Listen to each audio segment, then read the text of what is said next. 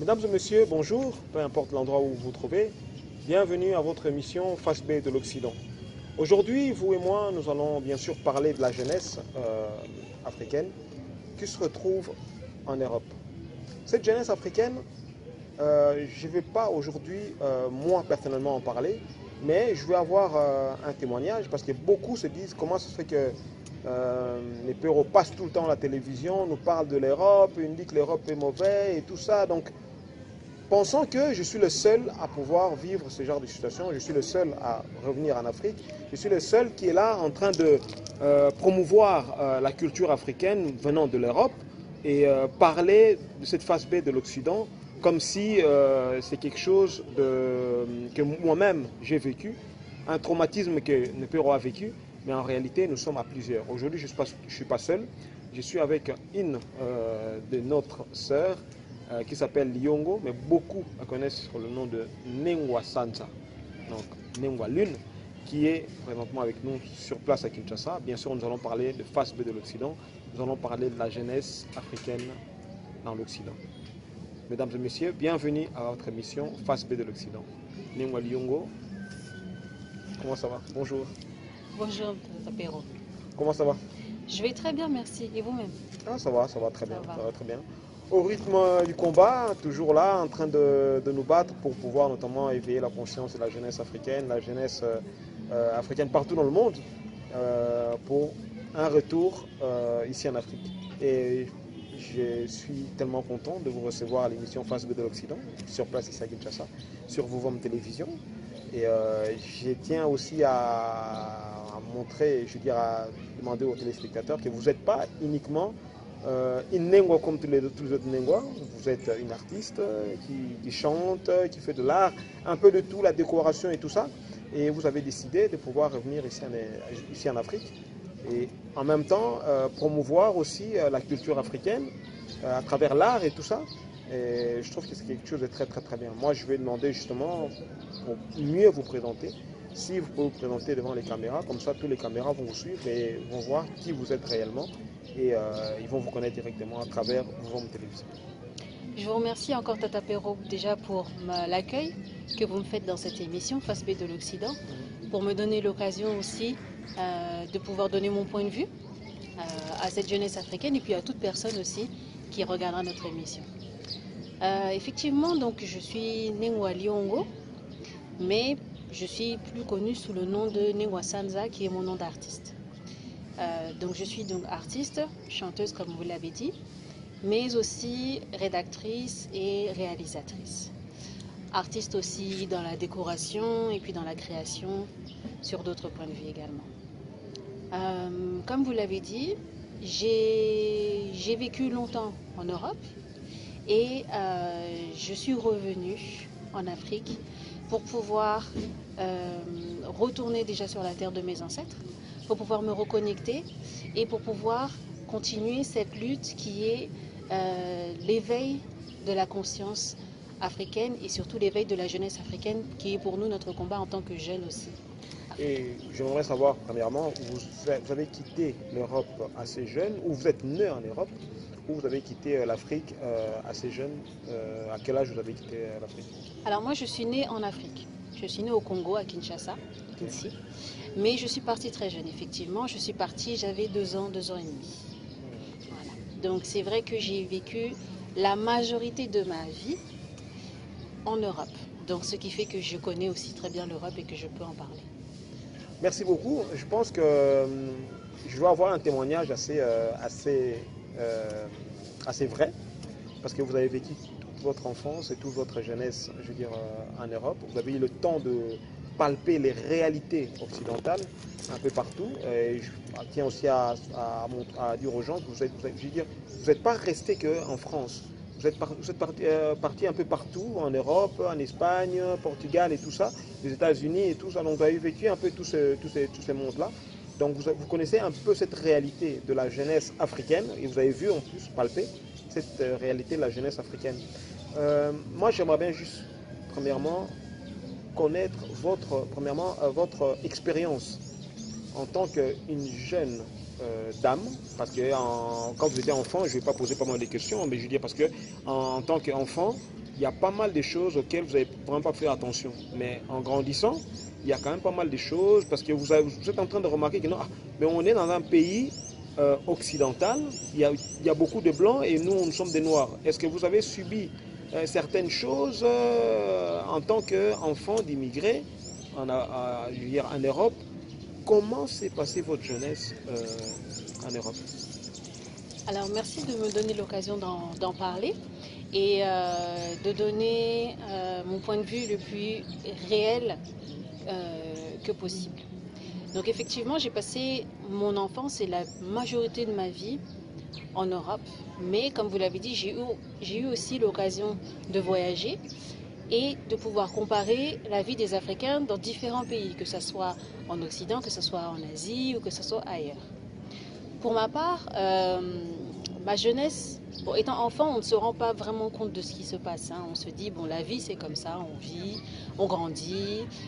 Mes parents ont fait leur maximum pour pouvoir me donner la meilleure éducation possible. Ils se sont battus pour pouvoir subvenir à nos besoins tous les jours. Et nous trouvions ça normal en soi.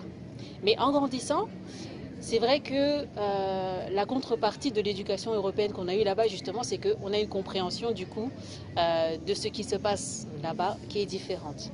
En grandissant, je me suis rendu compte que la plupart la plus grande partie de notre communauté, je parle beaucoup de la communauté congolaise parce que c'est dans laquelle j'ai grandi, hein, nos parents rencontraient souvent les mêmes problèmes.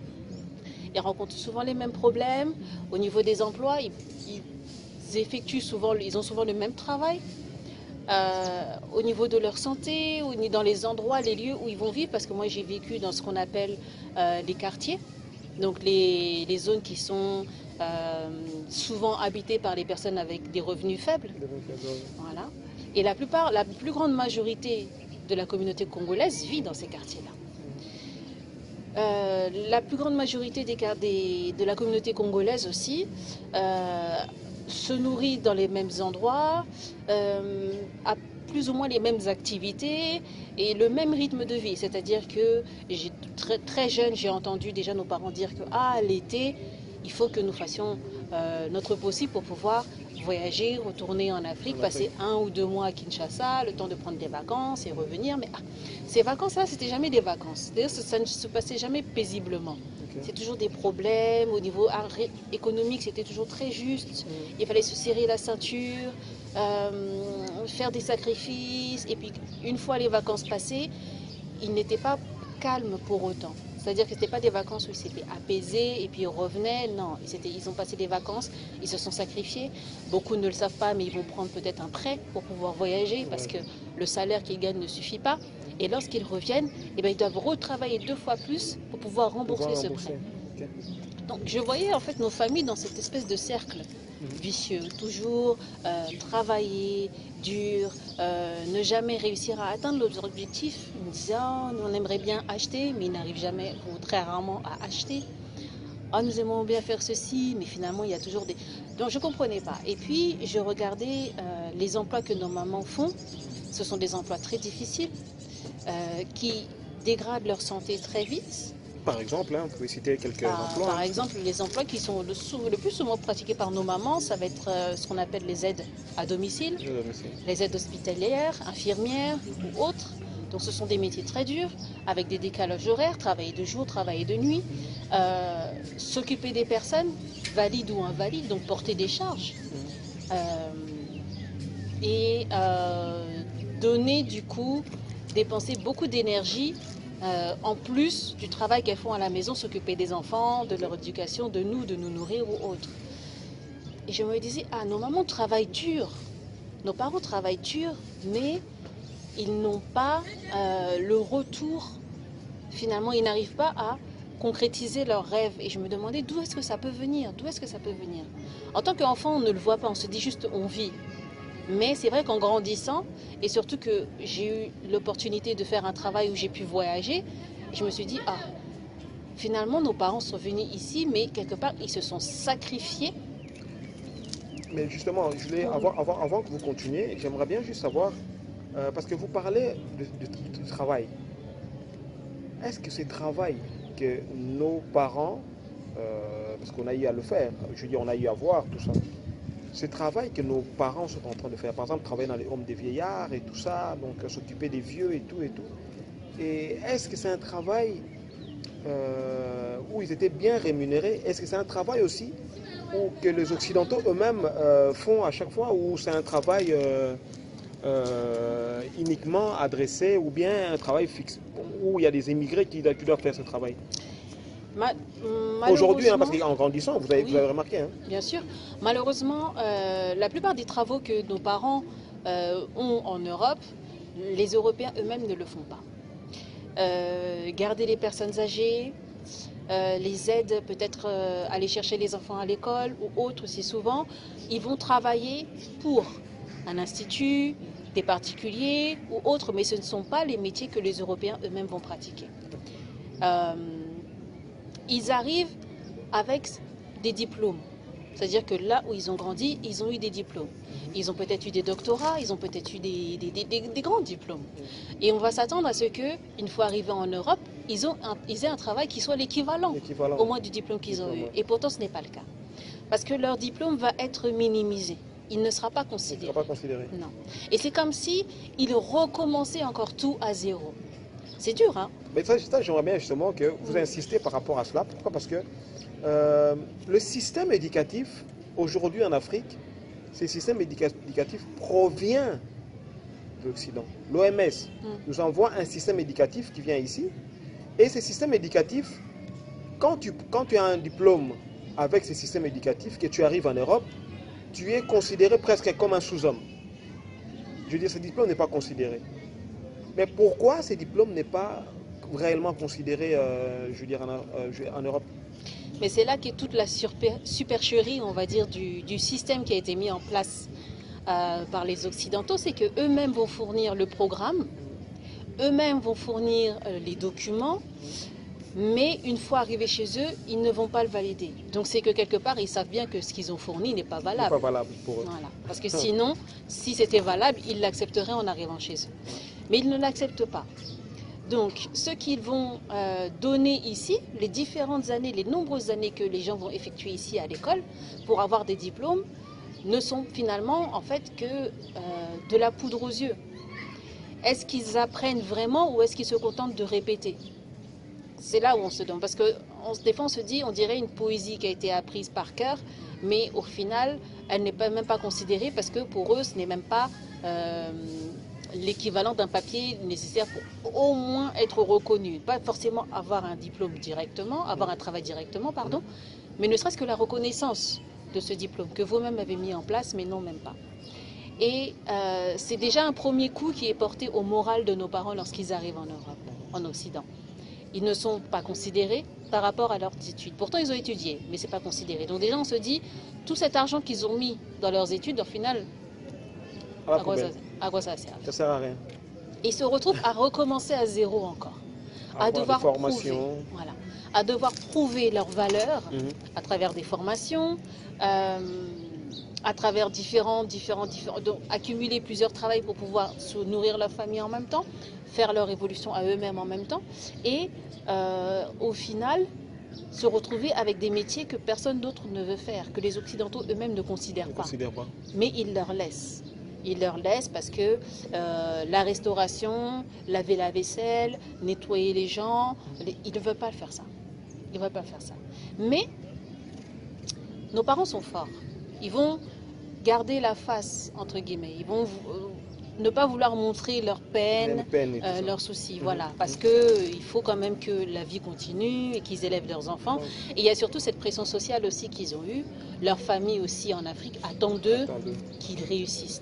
Donc il y a cette pression de la réussite aussi qui est là. Donc ils ne peuvent pas dire non, finalement ici c'est dur, le froid, la faim, parce qu'ils n'ont pas faim, mais ils ne vont pas retrouver ce qu'ils mangent ici. Ils ne vont pas se nourrir de la même façon. Et pourtant, ils ont grandi avec ces aliments-là, mais là-bas, ce n'est pas possible. Voilà. Donc, tout ça, ils vont devoir finalement ravaler leur fierté et se mettre dans la peau, dans une peau qu'ils n'ont pas choisie, mais qu'ils vont porter parce qu'ils n'ont plus le choix. Ils n'ont plus le choix. Et vous, en grandissant justement, quand vous avez étudié là-bas, vous avez grandi là-bas, vous connaissiez très bien le système et vous avez pu remarquer ce que vos parents avaient comme problème. Mais vous, en étant, je veux dire, en allant en Europe assez jeune, à l'âge de 2 ans, un bébé encore, ça veut dire qu'on ne va pas vous considérer comme une Africaine. Donc ça veut dire que vous, au travail, même à l'école, vous n'avez pas ce genre de discrimination. Je pense que vous n'avez pas subi une discrimination raciale à l'école ou un truc comme ça. Parce que vos parents, c'est normal parce qu'ils viennent d'Afrique. Les diplômes, c'est normal. Mais vous, vous avez eu un diplôme sur place. Est-ce que vous aussi, vous avez eu les mêmes peines que vos parents pour pouvoir trouver de l'emploi, pour pouvoir notamment faire tout ce que vous avez envie de faire, ou c'était presque comme vos parents? Alors moi, effectivement, j'ai eu la chance de ne pas avoir à lutter autant que mes parents ont lutté. C'est vrai que j'ai étudié et après cela, je n'ai pas fait de longues études, mais j'ai commencé à travailler assez jeune et j'ai commencé à voyager assez jeune. Et cette discrimination, je ne l'ai pas vécue parce que de un, je vivais, comme je l'ai dit, dans les quartiers, dans ce qu'on appelle les quartiers. Dans les quartiers, nous sommes beaucoup de la communauté africaine, étrangère. Donc en soi, il n'y a pas de discrimination entre nous. Il y en avait peut-être une au niveau de la religion, mais bon, ça c'est encore un autre sujet. Mais il n'y avait pas vraiment de discrimination raciale. Parce que vous étiez entouré que de Noirs et des Noirs, voilà, que de des la Africains communauté. et des Africains. Exactement. Donc, mais maintenant, votre quartier, par rapport aux autres quartiers, parce que déjà, moi je connais les quartiers blancs par exemple, où il y a beaucoup de blancs, et votre quartier à vous. Quand vous vivez dans votre quartier à vous, et le quartier des blancs, est-ce qu'il n'y avait pas une discrimination par rapport que chez vous, c'est des quartiers pauvres? Mais là-bas, c'est des quartiers riches. Et si jamais vous allez là-bas, vous allez vivre là-bas, est-ce que vous avez... Tu peux avoir les moyens, vos parents peuvent avoir des moyens d'aller vivre dans ces quartiers de blancs, par exemple. Moi, cette discrimination, je l'ai sentie effectivement quand j'ai commencé à travailler et quand je suis sortie justement du quartier où mes parents habitaient pour habiter dans un autre quartier dit plus blanc, donc plus niveau aisé. Lorsque je me présentais dans les agences pour pouvoir visiter les appartements de ces quartiers-là, souvent, en m'ayant au téléphone, les gens n'étaient pas choqués parce qu'ils ne m'avaient pas vu. Donc la conversation se passait bien. J'ai mon rendez-vous. Le jour du rendez-vous, les personnes là vont me voir et vont se dire « Oh, c'est vous la personne qui a appelé ?» « Oui, c'est moi. » Mais donc ils ne vont pas demander directement si j'ai les moyens, mais vous allez voir dans l'expression de leur visage qu'ils se posent la question « Oh, est-ce que vraiment ce n'est pas le type de profil que l'on a l'habitude de voir dans ce genre de quartier ?» Donc, à partir du moment où vous décidez de sortir des quartiers où là où ils ont l'habitude de vous voir, il y a cette espèce de méfiance, cette espèce de questionnement, remise en question. Est-ce que vous avez vraiment la capacité de pouvoir vivre dans ces quartiers-là? Et c'est plus là où j'ai senti cette, on va dire, cette discrimination, entre guillemets. Ok. Maintenant, en grandissant à l'école, je ne sais pas si votre quartier avait une école aussi, bien appropriée, où il y avait les enfants plus noirs que les enfants blancs. Parce que je sais qu'en France, il y a quand même, c'est quand même assez fort cette discrimination. Par rapport peut-être à la Belgique, malgré qu'ils le font tous, mais dans d'autres sens. Mais il y a des quartiers vraiment africains. Et dans les écoles, il n'y avait pas cette discrimination. Vous, en grandissant, vous n'avez pas subi ce genre de discrimination? Moi, dans le quartier où j'ai vécu, Comme je l'ai dit, on était beaucoup de la communauté, donc on était tous mélangés. Donc en grandissant, on n'a pas vraiment ce genre de discrimination. C'est plus quand on rentre peut-être dans le milieu du travail, lorsqu'on grandit vraiment, on devient adulte et qu'on s'intègre dans la société, qu'on le sent. Et bizarrement, je vais vous raconter une anecdote, moi cette discrimination, je l'ai sentie, mais c'était pas tant du côté des Occidentaux, c'était plus du côté des Africains eux-mêmes. Okay. Dans le métier que j'ai exercé, j'ai eu l'opportunité de voyager. Et à mes débuts, lorsque je me rendais en Afrique, avec les équipages, vu que je voyageais, donc je travaillais dans les avions, avec les équipages, ce sont les Africains des pays où je me rendais qui étaient étonnés de me voir. Ils étaient étonnés de me voir à l'intérieur de l'équipage, donc de blancs, d'Européens. Et souvent, ils me demandaient si j'étais leur traductrice ou leur interprète.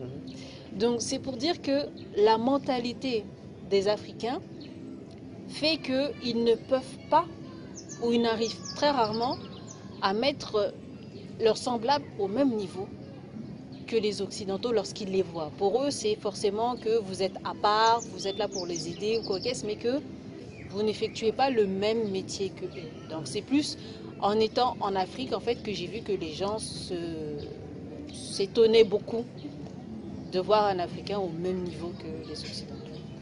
Bon, c'est vrai que vous avez complètement raison par rapport à cela. Je pense qu'on a tous subi un peu ce genre de choses-là. Parce qu'en réalité, on nous a appris depuis l'enfance, depuis notre jeune âge, jusqu'à ce qu'on grandissait, même les Africains, c'est des fois impossible de s'asseoir à la même table que les Occidentaux ou un blanc pour pouvoir manger avec un blanc. Mais moi j'ai toujours dit aux gens, en réalité, c'est eux en réalité qui devront avoir peur de manger avec nous.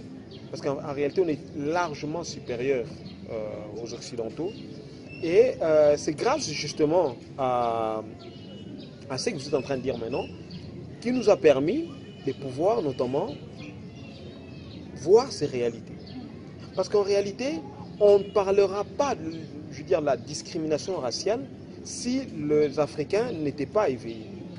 Aujourd'hui, on est en train d'enlever cette crispation, je veux dire, cette valeur qu'on mettait aux Occidentaux. Aujourd'hui, on va voir un blanc, voilà, on voit, c'est comme ça, c'est comme ça. Je veux dire, c'est un humain, on s'en fout, tu vois. Et même, on commence à voir qu'il est très mauvais. On commence même à le traiter, on veut même l'affronter. Parce qu'en réalité, il y a des gens qui ont approché les Occidentaux, qui n'ont pas vu de valeur excellente par rapport à eux. Moi, je donnerais mon anecdote. Moi, j'étais dans les cours de chimie. Je faisais la chimie, technicien chimiste. Et dans les cours de chimie, mon professeur, quand je n'étais pas en classe, était mal à l'aise. J'étais le meilleur élève de ma classe. Et devant les Occidentaux. Et mon professeur, c'est un Occidental, je veux dire, c'est un blanc. Vous voyez? Et maintenant, je me suis dit, mais pourquoi ces gens-là sont en train de jouer avec nous alors qu'on est meilleur que eux? En tout. Voilà, c'est un peu ce côté-là. Vous avez un peu enlevé cette crispation qu'il y avait chez les Occidentaux, chez les Africains, par rapport à tout le monde est là. Et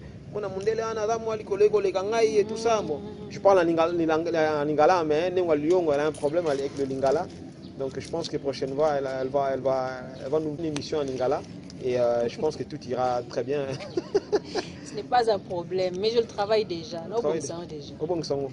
Il y a moi qui dogo il y a bien bien.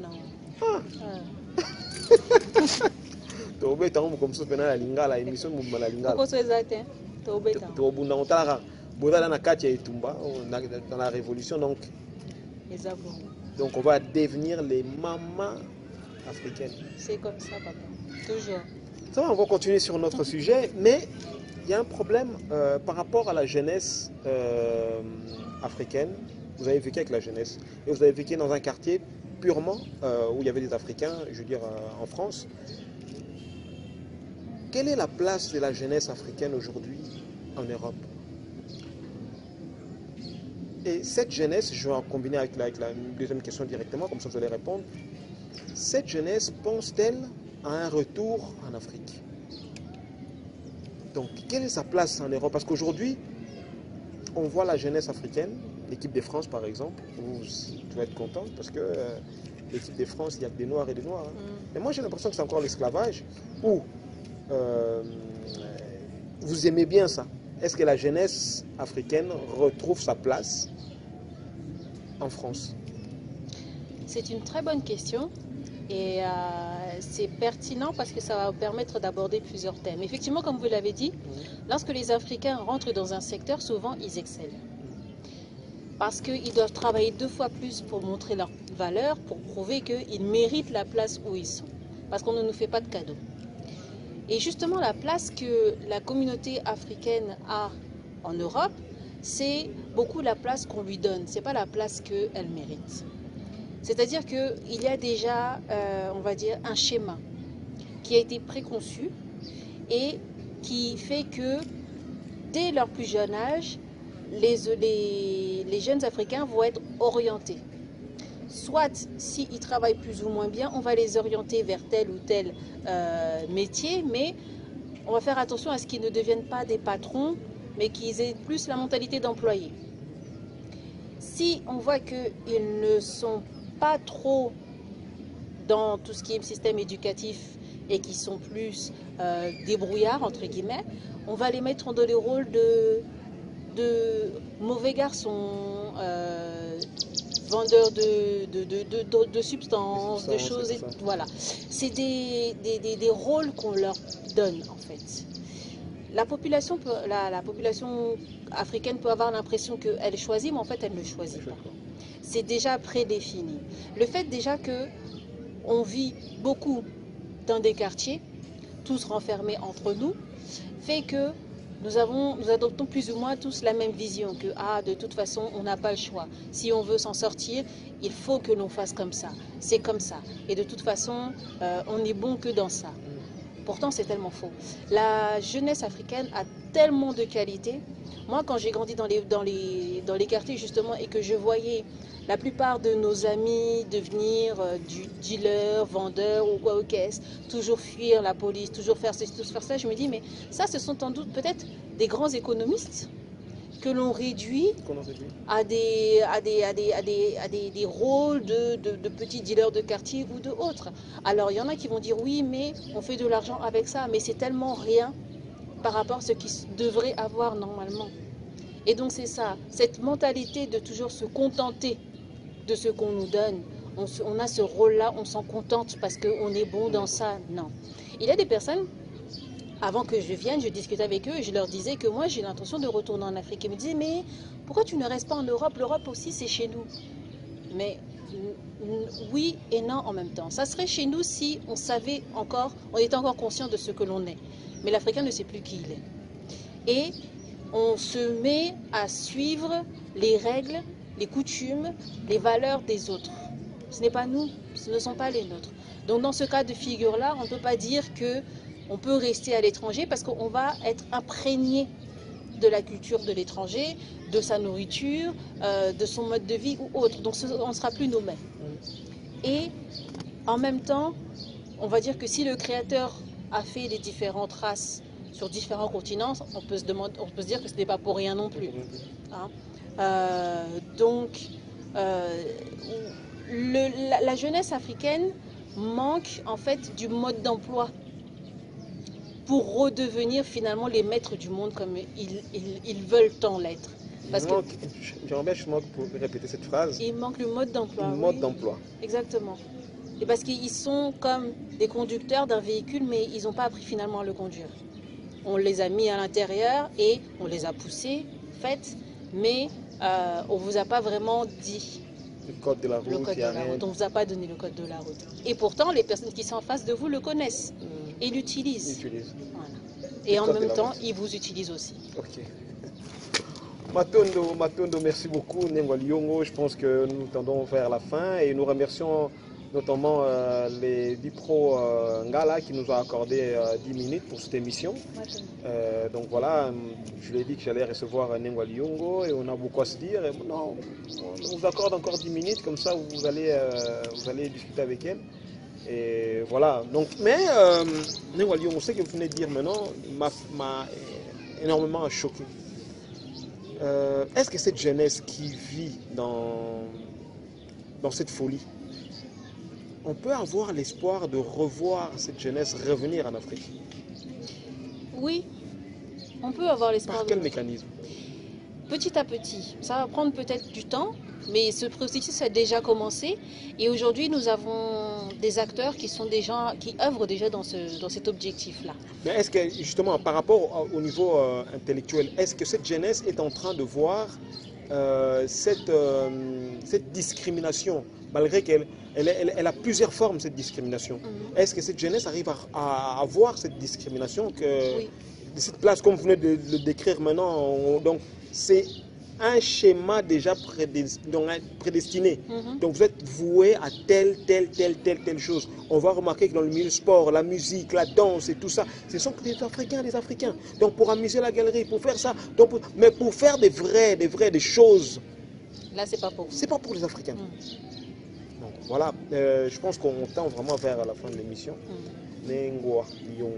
Mais pour répondre à votre question, moi oui, je sais que il y a beaucoup de personnes qui s'éveillent, qui sont conscientes et qui veulent justement sortir de ce schéma. Comme vous.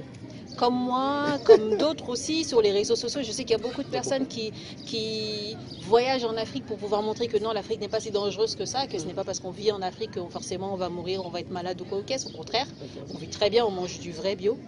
Voilà. Hein? Donc, du vrai naturel, sans OGM, sans rien.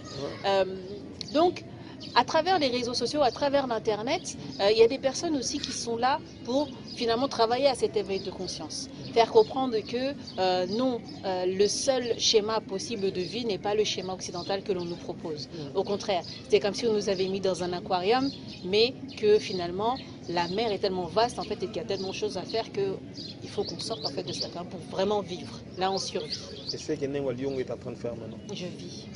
Maintenant. Donc tu sens la liberté. On est à l'extérieur, on est en train de faire une émission, mais pour la faire en Europe, on doit être habillé. Nous sommes au mois de mars, c'est pas compliqué. En Europe, en ce moment, c'est la pluie, c'est le froid. En plus, avec l'augmentation des prix, donc se chauffer, c'est compliqué. Se nourrir, c'est oui, faut le dire. Se nourrir, c'est compliqué. Moi, quand je vivais en Europe, le luxe, c'était de faire ses courses au marché. Mais aujourd'hui, je fais mon marché tous les jours. Donc je vis dans le luxe quelque part. Donc ce qu'on pense avoir, le luxe de l'Europe, en réalité chez nous, si c'est une vie ordinaire en fait. Mais normalement, l'Africain est fait pour vivre dans le luxe. Mais certains mécanismes ont été mis en place pour lui faire croire que être riche n'est pas bon. Être comme si n'est pas bon, qu'il faut supporter la peine, qu'il faut être dans la fatalité. Or que ce n'est pas le cas du tout. Et comme certains disent, et moi je dis aussi, si le Créateur nous a créé à son image, c'est pas pour qu'on souffre. Donc au bout d'un moment, il faut arrêter de souffrir. Il faut arrêter ça. Ok. Il faudrait faire un effort pour pouvoir notamment promouvoir cet éveil de conscience. Il faut vraiment travailler, et je pense que vous avez suivi Nessoyanti Lanfumukushu Kiamzalapa en Angola, qui lutte matin, midi, soir, qui travaille matin, midi, soir, qui ne se fatigue pas. Ça fait des années que Nessoyanti parle de ce problème qu'on est en train de parler maintenant, mais beaucoup ne veulent pas l'écouter. Je ne sais pas, en une minute plutôt, qu'est-ce que tu peux demander à la jeunesse, notamment africaine, pour les années à venir, et tu peux demander aussi aux jeunes qui sont en Europe de pouvoir revenir en Afrique. Merci de me laisser l'opportunité de passer ce message à la jeunesse africaine. Jeunesse africaine, je te dirais ceci. Ose sortir du rôle que l'on t'a prédonné, que l'on t'a prédéfini. Tu vaux tellement plus que ça. Ose être l'acteur de ta vie, le réalisateur de ta vie. Ose voir plus loin, aie confiance en ton Afrique, aime ton Afrique, parce qu'elle n'attend que toi. Toutes les richesses qui ont été mises dans le sol africain ont été mises pour toi. Et tu es le maître de ces richesses-là. Tu en es le propriétaire. Donc, ne crois pas, pour ceux qui sont en Afrique, que tu n'as pas l'intelligence, que tu n'as pas la capacité de l'exploiter. Au contraire, lorsqu'on te laissera ou lorsque tu reprendras, parce que c'est même pas qu'on va te laisser, c'est que toi-même tu vas la reprendre. Lorsque tu reprendras la capacité et la connaissance pour pouvoir l'exploiter, tu te rendras compte que finalement cette richesse-là n'attendait que toi. Mais il te faut juste passer le cap. Sortir de cette image qu'on t'a mis que ah non, l'Afrique c'est dur, l'Afrique c'est la maladie, l'Afrique c'est la pauvreté, l'Afrique c'est ceci, c'est cela. Ce n'est pas rose tous les jours, mais je pense que même là où tu es toi-même, jeunesse africaine qui vit en Europe, ce n'est pas rose tous les jours. Donc finalement, à toi de faire le choix de revenir et pour pouvoir vraiment vivre et non plus survivre. C'est possible, d'autres l'ont fait, moi je le fais, tu peux le faire aussi. Merci beaucoup Nengwa Liongo. Je pense que nos téléspectateurs sont vraiment contents de découvrir l'artiste, la chanteuse bien sûr qui a... La chanteuse c'était pas encore Kengi. Kengi, tape tes mains. Je pense que c'est un tube que beaucoup d'enfants. Je fais un coucou à mes enfants qui aiment bien la chanson. Donc je fais un coucou à mes enfants et nous vous remercions énormément. Nous sommes à la fin de notre émission. Bien sûr, Face B de l'Occident. Nous remercions énormément l'équipe technique de Fouforme Télévision, DT Kwaku, Tatambala Mansadila et pourquoi pas chef de régie Nsimba. Et bien sûr, la personne qui fait en sorte que l'émission Face B de l'Occident puisse être aussi belle, que tout le monde apprécie énormément, Nsimba. Nous vous remercions énormément et nous nous retrouvons prochainement avec d'autres invités et sur d'autres numéros de Face B de l'Occident. Merci beaucoup et à très bientôt.